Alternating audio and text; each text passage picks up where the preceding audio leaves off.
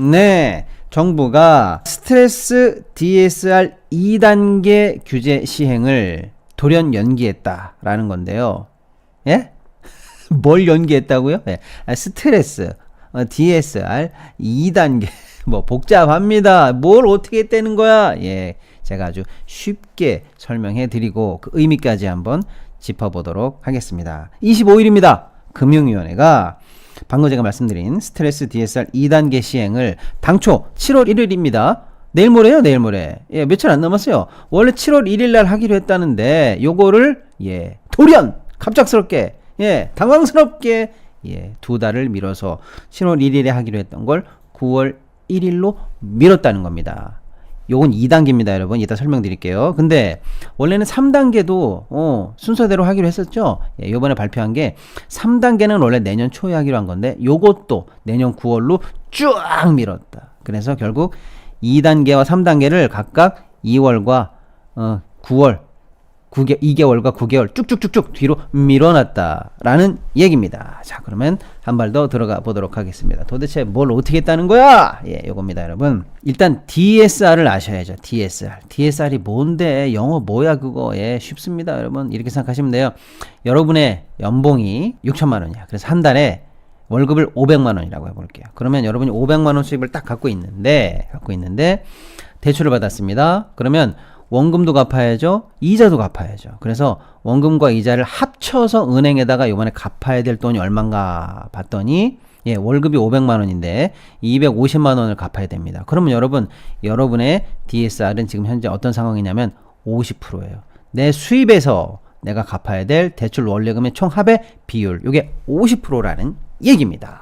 자, 그런데 여러분이 갚아야 될 돈이 예를 들어서 뭐 한 얼마입니까? 뭐 100만 원이야. 그럼 얼마겠어요? 25% 이렇게 되겠죠. 자, 그래서 내가 가지고 있는 총 수입에서 내가 갚아야 될 모든 원리금의 합계액을 나타내는 비율을 DSR이라고 하는데 요거를 가지고 은행들이 여러분의 대출을 규제한다 요겁니다. 자, 한마디로 말하면 이 제도가 왜 필요하냐면 갚을 수 있는 능력 범위 내에서 빚을 내라, 이런 뜻입니다. 네가 왜 내 갚을 수 있는 능력을 따져? 이렇게 하면서 내가 월급이 500만 원이면은 원리금을 가지고 빚을 갚는데 400만 원을 쓰든 499만 원까지 쓰든 100만 원을 쓰든 무슨 상관이야? 요렇게 따지시면 안 된다는 거예요. 왜냐? 여러분이 499만 원이나 원리금 갚는 거에 쓰다 보면 여러분은 뭐 먹고 삽니까? 뭐 먹고 살죠? 밥 먹을 돈도 없죠. 그럼 어떻게 되겠어요? 결국에는 그 대출이 원리금 상환에 문제가 생기죠. 빵꾸가 나겠죠. 여러분의 삶도 바로 파산으로 달려가고 은행도 부실 대출 때문에 살림이 안 좋아지고 금융 시스템에 위기가 오죠. 그래서 대출을 규제하기 위해서 요런 규제책이 있는 겁니다. 건강한 대출을 만들기 위해서 있는 겁니다. 그래서 대출을 좀 줄여야 되겠다라고 하면은요, 요 비율을 타이트하게 관리하면서 대출 많이 못 내게 하고 조금 대출 풀어도 된다 싶으면 요 비율을 좀 느슨하게 풀어주면서 넉넉하게 대출 받으십시오. 요런 게 바로 DSR 되겠습니다. 쉽죠? 요건 쉽습니다. 자, 그런데 지금 뭐냐? 스트레스 DSR? 스트레스 DSR은 또 뭔데? 스트레스 DSR. 스트레스. 그렇습니다. DSR에다가 스트레스를 준다는 거예요. 쉽죠? DSR. 방금 얘기한 거 있잖아요. 여기에다가 우리가 스트레스를 주자. 긴장을 주자. 어렵게 테스트를 한번 해보자. 짐을 더 지워내보자. 라고 하는 게 바로 스트레스 DSR입니다. 어떻게 하면 DSR이 스트레스를 받을까요? 그렇죠. 더 세게 짐 지우면 되는 거예요. 예를 들어서 여러분이 방금 제가 말씀드린 것처럼 월급이 500만 원이고 은행에서 원금과 이자를 합쳐서 비율을 내는 게 DSR인데 그 이자는요, 실제로 여러분이 내는 이자입니다. 은행에다 내는 이자. 예를 들어서 3.5%라고 해볼게요. 그래서 여러분은 매달 은행에 내가 빌린 돈의 3.5%와 또 균등분할한 원금을 갚고 있다라고 해볼게요.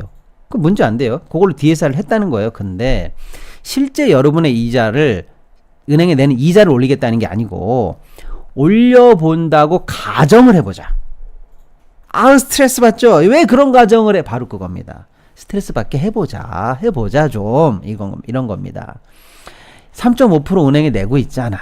그런데 스트레스 좀 받아보셔. 올립니다. 4.5 은행에 4.5 낸다고 생각해봐. 스트레스 받으시죠? 예, 받습니다. 예. 5 받는다고 은행에 5% 이자 낸다고 생각해보세요. 스트레스 받죠? 예, 받습니다. 받습니다. 이렇게 해서 여러분이 갖고 있는 DSR에다가 스트레스를 팡팡팡 주어보자. 한번 주어보자. 자, 그럼 어떻게 될까요?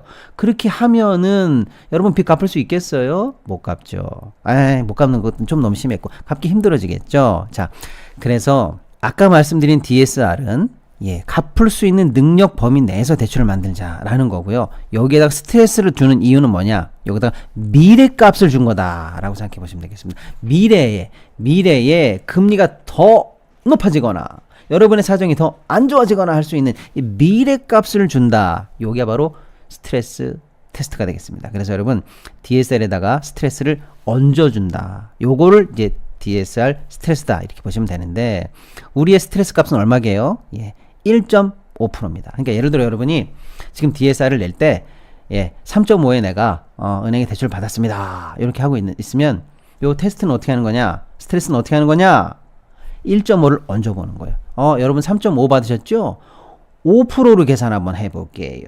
그러면 여러분 DSR 값이 우리가 규제를 50%로 딱 유지하고 있으면 어떻게 돼요? 같은 50% 내에서 수입의 50% 내에서만 원리금 부담을 하라고 그랬으니까 근데 갑자기 이자가 올라갔으니까 총 대출이 낮아져야지 그 비율을 겨우 맞출 수가 있게 됩니다. 이해되셨죠? 자, 그래서 스트레스 값을 얼마 주느냐? 1.5를 주는 겁니다. 그렇게 해서 테스트 한번 해보자. 해보면 여러분의 대출 받을 수 있는 총 한도가 줄어야만 그 값을 맞출 수가 있게 됩니다. 자, 그래서 근데 한 방에 1.5에 5라는 짐을 탁 얹으면 너무 무겁죠. 너무 무거워. 그래서 기존에는 DSR 제도를 운영하는데 이제 스트레스 제도를 얹어서 DSR을 운영하겠다라고 발표를 해버린 거예요. 그런데 한 방에 1.5 값을 딱 얹으면은 대출이 너무 줄어요.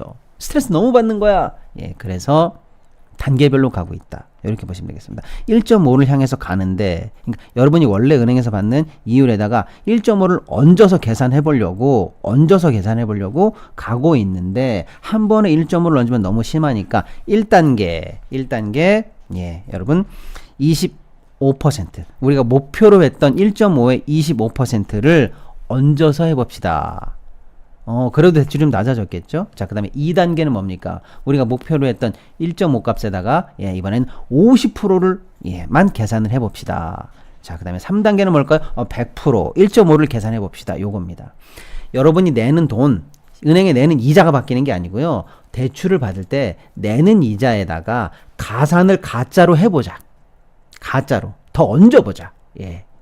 그게 바로 스트레스 DSR이 되겠습니다. 그래서 1단계는 가산을 얼마 얹었다? 예, 1.5에 25%를 가산해서 얹어보자 라는 거고 2단계는 1.5에 50을 얹어보자. 50% 얘기하는 겁니다. 예, 3단계는 예, 1.5 100%를 얹어서 계산해보자. 요게 바로 예, 스트레스 DSR 되시겠습니다. 그런데 요 2단계 시행이 바로 내일 모레였다는 거예요. 그러면요. 기존에 1단계였을 때는 여러분이 예를 들어서 대출을 어떻게 받고 있나 한번 볼게요. 표 한번 띄워주십시오. 조금 확대라도 괜찮아요? 확대 좀 해주세요. 예. 예를 들어 1단계 여러분 연봉 5천만 원 그 다음에 40년 만기 예, 라고 해서 원리금 균등상환이라고 해볼게요. 그러면 예를 들면 이분이 지금은 3억 7,700만 원을 대출 받을 수 있다라는 거예요. 자, 그런데 여기다가 스트레스 얹습니다. 스트레스 얹어요. 이자 부담 더 많이 얹었다고 가산해보고 그리고 나서 대출 한도를 보니까 줄지요. 그렇게 해서 2단계가 만약에 시행이 됐으면 이분은 3억 7,700만 원 대출 받을 수 있었던 분이 3억 5,700만 원밖에 대출을 못 받습니다. 예. 자, 그 다음에 3단계까지 갔으면 어떻게 됐을까요? 예. 3억 2,300만 원까지밖에 대출을 못 받아요. 다시 한번 말씀드립니다. 은행에 돈을 이렇게 내라는 게 아니에요. 가산해서 돈을 내라는 게 아니고 그렇게 가산해서 냈다고 계산을 해보고 대출 한도를 줄여보면 이렇게 준다는 거예요. 즉 3억 7,700만 원을 대출 받으실 수 있는 분에게 3억 5,700만 원으로 줄이는 그리고 내년은 3억 2,300만 원으로 줄이는 요런 정책으로 가겠다라는 게 이 제도의 핵심입니다. 즉 늘어나는 가계부채, 늘어나는 주담대 등등등의 모든 대출에 대해서 너무 과도하니 여러분 자, 사회 전체적으로 대출을 좀 줄여야겠습니다. 라는 것이 분명한 목표였는데, 예. 7월 1일 날 시행한다고 해서 금융기관들 지금 전산 시스템 다 준비해 놨고요. 대출 받으려고 현재 준비 중이신 분들도 다 그 정도 한도밖에 안 나오는 줄 알고 이미 계산기 다 두드려 맞춰 놨고요. 우리는 정부의 발표를 일단은 신뢰하고 시장에서는 그걸 다 준비하고 시스템을 준비해 놨고 우리 경제 상황도 다 준비해 놨는데 난데없이 3, 4일 앞두고 이게 뭔 일입니까? 연기해 드립니다. 2달간. 2단계 아니고요. 앞으로 1단계입니다. 예, 예를 들어 아까 그 연봉 5천만 원이라고 말씀드렸던 그 가상은 갑자기 내가 대출 2천만 원 더 받게 됐네. 요런 생각이 드시겠죠? 그렇습니다. 요렇게 됐다는 얘기입니다. 여기서 갑자기 들어가는 질문. 도대체 왜 정부는 지금 이 얘기를 했느냐? 그것도 갑작스럽게. 돌연 이례적이고, 이례적이라는 비판을 받으면서까지. 자, 정부의 핑계는 2가지입니다. 첫째, 갑자기 이렇게 2단계를 올리려고 우리가 생각을 곰곰이 해봤더니 대출 금액이 줄어드니까 서민 차주들, 서민들 중에서 돈 빌리시는 분들이 대출이 줄어드니까 자금 융통에 문제가 좀 많이 생기는 것 같아요. 라고 하면서 갑자기 니네들이 언제부터 그렇게 서민을 생각했는지 모르겠습니다만은 서민 핑계를 대고 나옵니다. 돈 빌리는 많은 서민들을 위해서 대출 좀 더 받아가시라고 서민 핑계를 댑니다. 이게 정부의 첫 번째 핑계. 자, 2번째 핑계는 이겁니다. 올해 부동산 PF가 너무 안 좋습니다. 위기입니다. 그래서 지금 저희가 정부가 부동산 PF를 줄이면서 연착륙 시키려고 하고 있는데 요거 관련해서 자칫 잘못하면 경착륙이 될 가능성이 있습니다. 그래서 연착륙을 유도하기 위해서 어쩔 수 없이 2달 밀어놨습니다. 요게 정부의 핑계입니다. 저의 결론 다 새빨간 거짓말 또는 말도 안 돼 뻥이야. 이게 저의 결론입니다. 첫째, 서민 차주의 부담을 덜기 위한다. 말도 안 됩니다. 자영업자 대출이 현재 1,000조가 넘는데 엄청나게 심각한 상황입니다. 연체율이 어마어마한 상황이고요. 거의 역대 최고고요. 작년에 비해서도 연체율이 3배나 뛰어 있는 상황입니다. 그분들을 위한 대책은 뭐가 필요할까요? 정말로 근본적인 대책이 필요합니다. 그분들 중에서요. 약 74%는 다중채무 상황인데도 불구하고 현재 연체가 지속 중입니다. 답이 없어요. 자영업자 중에 4분 중에 3분은 연체가 해결이 불가능한 상황까지 들어갔다. 너무 심각해요. 너무 심각합니다. 제 말씀 뭐냐면 이미 너무 심각한데 요 DSR 테스트를 요것 때문에 1,000만 원, 2,000만 원이 왔다 갔다 하시는 분은 어떤 분이냐? 첫째, 일단 신용이 되시는 분들. 둘째, 적어도 집담보라도 할 수 있는 분들 얘기하는 거예요. 그런 분들 중에서 요런 혜택을 받아서 겨우 서민 차주가 숨통을 트일 수 있는 분이 몇 분 되겠습니까? 굉장히 극소수죠. 긴급하게 자영업자 연체에 관련해서 대책을 내야 될 정도로 긴급한 분들은 아니란 말이에요. 그러니까 이게 서민 차주를 위한 대책입니다라고 하면서 전국을 상대로 연기합니다. 이럴 정도의 대책이 아니다. 대상이 틀렸다. 자, 그러니까 이 말은 뻥이다. 이겁니다. 자, 2번째. 부동산 PF 연착륙을 위해서다. 말도 안 됩니다. 현재 부동산 PF 230조 새마을금고 포함해서 어마어마합니다. 자, 그 다음에 금융권만 관련해서는 134조 어마어마합니다. 어마어마한데 2달 밀어준다고 어마어마한 게 어떻게 됩니까? 아무런 영향이 없습니다. 자, 2가지 정부의 핑계. 그래서 결론 뭐냐? 둘 다 전혀 인과관계, 논리관계, 실효성, 효용성 맞지가 않는다. 뻥이다. 이렇게 과감하게 해석해 드립니다. 그럼 도대체 왜 은행 모두가 다 시스템을 준비하고 있었던 이 와중에 갑작스럽게 금융권에서도 여러분 이거 굉장히 이례적이었어요. 예측 못했습니다. 예측을 못했어요. 정부가 힌트를 준 것도 연기될 거야. 슬슬해. 이렇게 힌트 준 것도 아니었다니까요. 갑작스러웠습니다. 그렇다면 도대체 왜?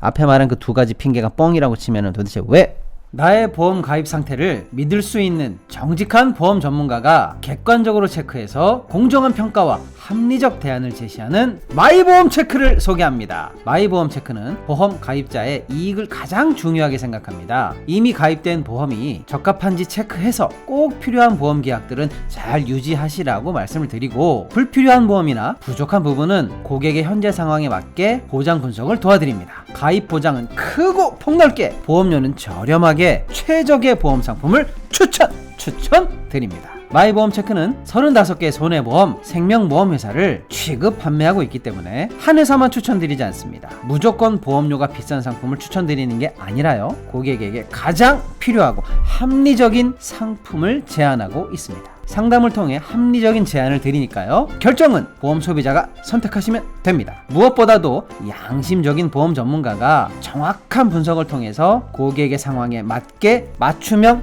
리모델링 해 드립니다. 마이보험체크에 연락하셔서요, 무료로 상담 받으시고 합리적인 보험 설계도 받아보시길 바랍니다. 홈페이지 한글로 마이보험체크.com 또는 카카오톡에서 마이보험체크로 채널 추가 또는 대표전화 1800-7917입니다. 잠깐 여기서 중요합니다. 지금 마이보험체크를 사칭하는 회사들이 엄청 많다고 합니다. 속지 마세요. 진짜 마이보험체크는요, 주황색 요 손마크, 요 주황색 손마크를 꼭 확인하시고요, 1800-7917 요 대표번호가 맞는지 꼭 확인하시기 바랍니다. 자, 시동이키 우리 구독자 여러분, 보험은 마이보험체크! 그렇다면 도대체 왜? 앞에 말한 그 두 가지 핑계가 뻥이라고 치면은 도대체 왜? 결국에는 지금 막 집값이 꿈틀꿈틀 하고 있거든요. 요런 상황에서 집값을 살려야지, 또 맞춰야지. 그래서 집들 더 사게 만들어서 이참에 시장 붐업도 좀 해가지고 경제 좋아졌다고 좀 빵빵 좀 치고 좀 해야 될 거 아니야. 그런데 여기다가 집 살 사람들을 조금이라도 더 사게 해야 되는데 규제 강화하면 되겠어. 즉 집값 살리기, 대출 더 받으세요, 요겁니다. 이게 왜 대출 더 받으세요가 됩니까? 예, 당장 이것 때문에 2천, 3천, 4천, 5천 더 받을 수가 있게 되죠. 자, 또 하나 시장에 이런 메시지를 줍니다. 여러분, 지금 7월 1일날 시행할 거 9월 1일로 밀어놨어요. 9월 1일 넘어가면 대출 한도 줍니다. 뭡니까 여러분? 영끌에서 집 살 분들 째깍 우리 홈쇼핑에서 마감 직전 째깍 하면 어떻게 됩니까? 갑자기 불안해지죠. 불안한데 앞으로 대출 어려워지기는 지금이라도 받아야 되는 거 아니야? 어차피 집 살 거라면 지금 사야 될 거 아니야? 라고 하면서 강력하게 거꾸로 단순히 대출이 늘어나는 것뿐만 아니라 집을 빨리 사라, 대출을 더 빨리 받아라 라는 촉진하려고 하는 그런 신호까지 시장에 잘못된 신호를 준다. 예, 그래서 결론은 저는 요겁니다. 예, 도대체 집값에 얼마나 진심이면 요런 짓을 하냐, 요겁니다, 제 얘기는. 예, 자, 그래서 오늘 포인트가 이거죠. 도대체 빚을 내라는 거야, 말라는 거야, 내라는 거야, 말라는 거야, 집을 사라는 거야, 말라는 거야, 가계부채 관리한다는 거야, 만다는 거야. 엉망진창입니다. 이 정부 정책에 늘 제가 비판을 하는 입장에서 어떤 분들은 좀 뭐 잘한 것도 있겠지, 맨날 비판만 하냐? 라고 하시는데, 제가 비판하는 포인트 중에서 이런 건 있어요. 예를 들어서 저는 예를 들어 중소기업 예를 들면 노동자, 서민경제 이런 게 더 중요하다고 생각합니다 하는 소신이 있죠. 근데 반대 있는 사람들도 있겠죠. 대기업이 중요해, 어쩌고 저쩌고, 대주주가 중요해, 재벌이 중요하지, 이런 분들도 있을 수 있겠습니다. 다 좋다 이거예요. 판단은 여러분이 하시면 되지만 여러분의 가치관에 따라서. 근데 문제는 A가 좋아 라고 하면서 정책을 A, B를 같이 쓴다든지, B가 좋아 그러면서 정책을 C로 쓴다든지 하는 모순, 무능, 요게 시장을 사실은 더 충격과 공포로 몰아가거든요. 바로 요런 겁니다, 여러분. 이게 무능이라는 거예요. 집값을 띄우겠다고 마음 먹었다 이거야. 저는 그걸 반대합니다만은요. 그러면 그렇게 하든가 그럼. 어디까지 올라가나 보든지. 죄송합니다. 너무 무책임한 발언이었습니다. 제 방송이니까 막 얘기하는 거예요. 예. 그러든지. 근데 한편으로는 뭐라고 그래요? 대출 규제 한다는 거예요. 근데 또 다른 쪽에서 뭐라고 그래요? 야, 가계부채 관리 어떻게 할 거야? 열심히 가계부채 관리해야죠. 그러면서 이쪽으로 뭐합니까? DSR은 연기해. 뭡니까? 예, 오른쪽 깜빡이 켜고 왼쪽 깜빡이 켜고 오른쪽, 직진할 것처럼 하면서 유턴. 이런 식의 모순된 정책은 그 어떤 정책도 긍정적인 효과를 내게 하지 않습니다. 서로가 서로의 정책을 발목을 잡으면서 시장을 혼란으로 만들거든요. 저는 이게 가장 큰 문제라고 봅니다. 자, 언제까지 이럴지 모르겠어요. 특히 금리 상황과 가계부채 이런 것들을 놓고 지금까지 2년 넘게 계속 이런 모순된 상황이 있었거든요. 빨리 좀 정신 차렸으면 좋겠습니다. 말도 안 되는 일이 벌어졌다라는 거고요. 예, 여러분 이럴 때 갑자기 2달 미뤄졌다고 조바심 내면서 큰일 났네 라고 패닉에 빠지지 않기를 또 추천드려 보겠습니다.